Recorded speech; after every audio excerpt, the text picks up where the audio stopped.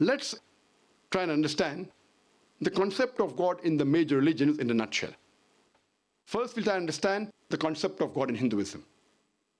The two major and most authentic scriptures in the religion of Hinduism are the Vedas and the Upanishads. It's mentioned in the Chandogya Upanishad, chapter number 6, section number 2, verse number 1.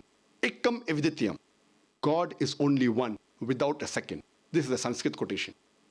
It's mentioned in the Shvetashvatara Upanishad, chapter number 6, verse number 9. Nachasya kascij, janita cadhipah. Of that God, he has got no parents, he has got no Lord, he has got no father, he has got no mother, he has got no superior.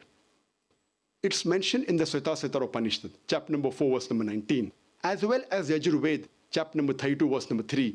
Na tasya pratima asti. Of that God, there is no pratima.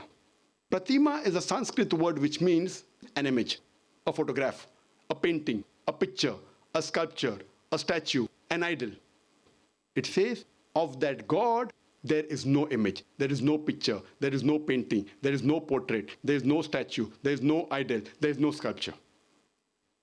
And the Brahma Sutra of Hinduism, the fundamental creed of Hinduism is Ekam Braham Devtya Naste, Nena Naste Kinchan. Bhagwan ek hi hai, dusra nahi hai. Nahi hai, zara bhi nahi hai. There is only one God, not a second one. Not at all, not at all, not in the least bit.